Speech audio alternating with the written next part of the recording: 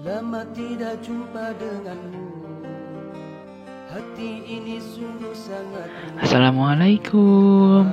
Halo anak-anak, selamat pagi.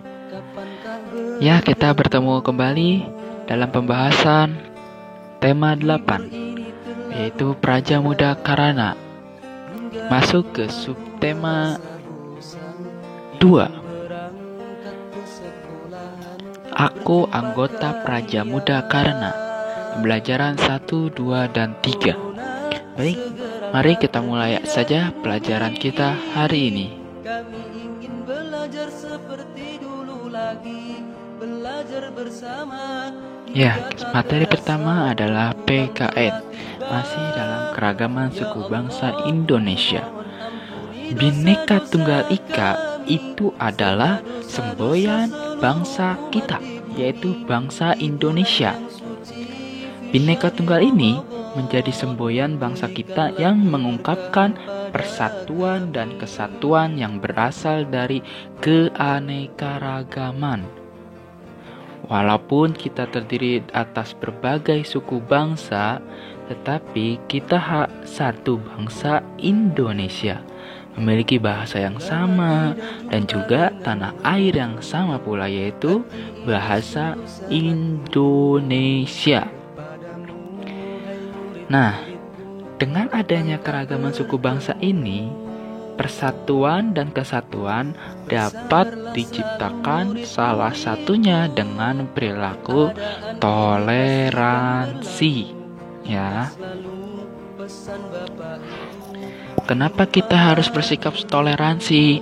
Karena sikap toleransi itu ialah berarti menahan diri, bersikap sabar, dan membiarkan persaudaraan antar sesama manusia dengan menjunjung nilai-nilai kemanusiaan. Jadi perbedaan kita itu dengan orang lain tidak berarti bahwa orang lain lebih baik dari kita atau kita lebih baik dari orang lain, ya. Baik dan buruknya penilaian orang lain kepada kita itu bukan sebab warna, rupa, dan bentuk fisik kita, tetapi karena baik dan buruknya kita dalam berperilaku, ya. Jadi baik atau buruknya itu tergantung dari sikap kita atau perilaku kita. Nah, oleh karena itu sebaiknya kita selalu berperilaku baik kepada semua orang tanpa membedakan perbedaan dalam keragaman suku bangsa atau tanpa membedakan agama, ras, dan suku bangsanya.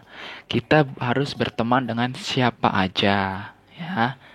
Yang penting kita harus selalu bersikap baik kepada semua orang, ya.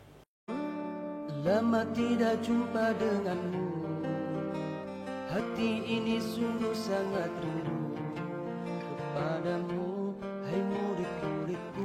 Nah, ada beberapa faktor yang dapat menimbulkan pertikaian atau menimbulkan perpecahan antar suku bangsa dan ras, yaitu yang pertama, jika warga dari dua suku bangsa itu bersaing untuk mendapatkan mata pencaharian yang sama. Yang kedua, jika warga dari dua suku bangsa memaksakan unsur-unsur dari budayanya. Contohnya, misalkan ada orang Jawa memaksakan harus menerapkan budayanya di lingkungan orang-orang Sunda. Gitu. Jadi misalkan kamu gak boleh begini, kamu harus ikutin budaya saya. Budaya saya tuh harusnya begini gitu, ya. Kemudian yang ketiga, yaitu memaksakan orang lain atau suku lain mengikuti agamanya. Contohnya misalkan ada orang Kristen, terus kalian orang Islam, kemudian di hari Idul Fitri atau di hari Ramadan kalian harus memaksakan orang Kristen itu harus berpuasa seperti kita. Itu tidak boleh, ya. Tidak boleh mengikuti agama kita, atau kita juga tidak boleh mengikuti agama orang-orang Kristen, dan juga kita tidak boleh memaksakan apa yang ada di dalam agama kita untuk dilakukan juga oleh orang tersebut. Jadi seperti ayat Al-Quran, yaitu lakum dinukum waliyadin, agamaku untuk agamaku, agamamu untuk agamamu, ya. Kemudian faktor yang keempat yaitu jika warga dari satu suku bangsa berusaha menguasai suku bangsa lain dalam satu wilayah. Jadi ingin menguasai wilayah tersebut itu tidak boleh, yang mana pada akhirnya akan terjadi pertumpahan darah. Ya, oleh karena itu kita itu harus wajib menjaga persatuan dan kesatuan, yaitu dengan cara toleransi. Ya, paham ya anak-anak?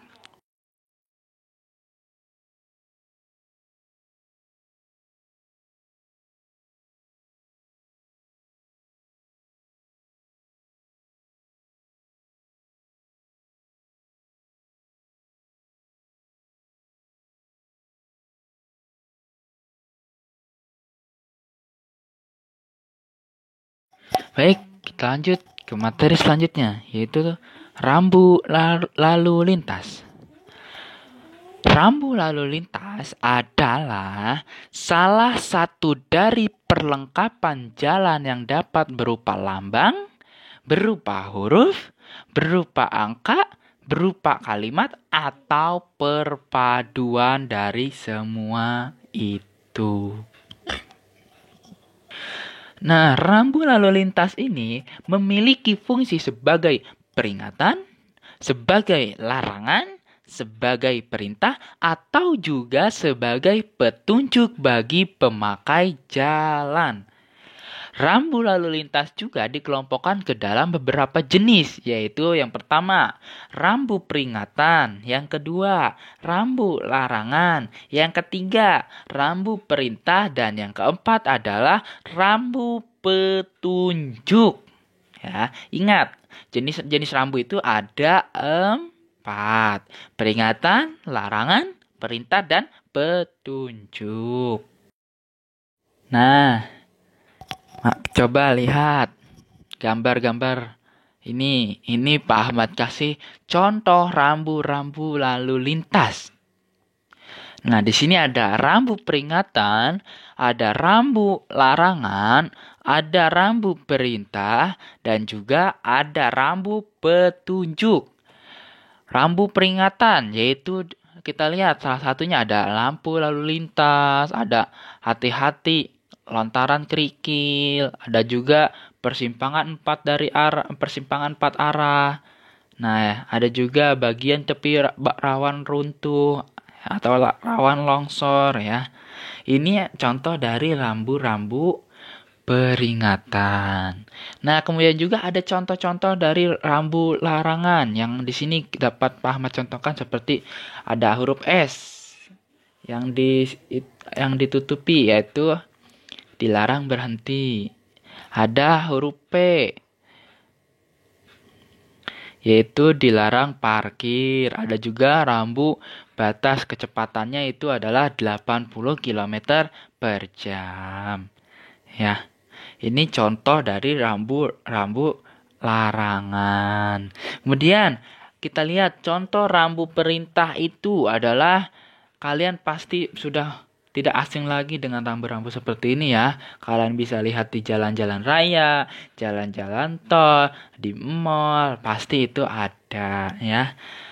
Kalian bisa lihat ya, di sini ada wajib mengikuti arah pada bundaran, ada wajib ke kanan atau wajib arah yang ditunjuk, dan wajib untuk pejalan kaki atau jalan untuk pejalan kaki ya.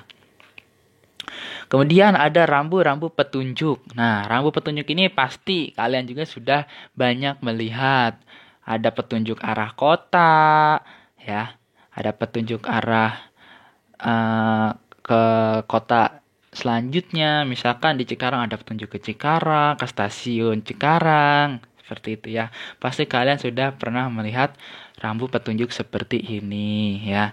Ada zona parkir, ada juga untuk rambu penyeberang jalan, ada rambu petunjuk bandara udara, dan sebagainya. Nah, masih banyak rambu-rambu yang lain. Ini hanya sebagai contoh, ya. Coba kalau kalian pernah lihat rambu-rambu yang lain, boleh kalian buat rambu-rambu itu di buku kalian, kasih warna dan kasih penjelasan ini rambu apa. Boleh ya?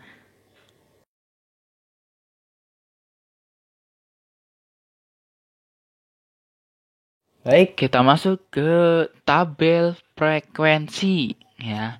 Hari ini kita belajar matematika tentang tabel frekuensi. Simak uraian berikut ini. Diketahui data tinggi badan seperti berikut ini. Bisa kalian lihat ya. Ada 127 sampai 129 dan lain sebagainya. Nah, data di atas ini dapat disajikan dalam bentuk tabel frekuensi. Apa itu tabel frekuensi? Kalian bisa lihat di gambar dalam video ini, ya. Dari data tersebut, ya, kita buat tabel frekuensinya. Seperti gambar di ini ya. Ada nomor, ada tinggi badan, dan ada frekuensi. Frekuensi itu apa? Jumlahnya. Ada berapa jumlahnya gitu. Kita lihat nomor 1. Tinggi badan 125. Frekuensinya itu adalah ada berapa? Ada 1. Ya, berarti ada 1 orang. Kemudian nomor 2. Tinggi badan 126. Frekuensinya berapa? Masih sama 1. 1 ini dari mana? Kita lihat di gambar yang ini. Data di atas. 126 itu ada berapa? Kemudian tinggi badan 127. Frekuensinya ada berapa? Ada 4 orang. Kenapa kok Pak bisa ada 4? Kita lihat di sini di atas ya. Ada 127-nya ada berapa? Ada 1, 2, 3, 4. Dan selanjutnya ya. Kemudian setelah itu kalian tulis jumlahnya. Jumlahnya bukan jumlah tinggi badan, tapi jumlah frekuensinya. Frekuensinya ada berapa? Nah, 1 tambah 1 tambah 4 tambah 5 tambah 4 tambah 3 tambah 1 tambah 1, maka hasilnya adalah 20. Nah, dapat disimpulkan dari tabel frekuensi di atas adalah data pencilan dari tabel di atas adalah tinggi badan 145 cm. Ya, itu adalah data pencilan, itu adalah data yang paling tinggi ya, atau paling besar. Karena rata-rata tinggi badan siswa adalah 128 cm. Ya, ingat data pencilan itu adalah data yang paling besar. Paham ya? Ini cukup gampang kok tabel frekuensi ini. Hanya saja dalam pengerjaan tabel frekuensi ini harus butuh ketelitian kalian semua. Jadi tidak boleh terburu-buru dalam mengerjakannya.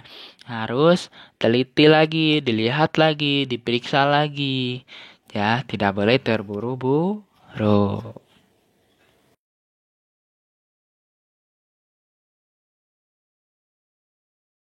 Baik, sudah paham semuanya ya dengan penjelasan Pak Ahmad? Mudah-mudahan kalian bisa paham apa yang sudah Pak Ahmad jelaskan barusan. Kalau belum paham, boleh kalian komen di bawah ini untuk bertanya. Atau boleh dibaca-baca ke buku kalian lagi. Atau juga boleh juga kalian mengulangi video ini sampai kalian paham.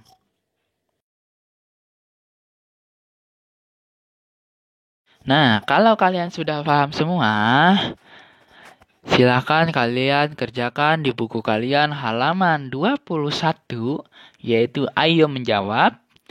Halaman 25 sampai 26 yaitu Ayo Amati. Dan yang terakhir adalah halaman 27, Ayo Kerjakan. Ini semuanya sedikit kok, ya. Selamat belajar dan selamat mengerjakan untuk kalian semua.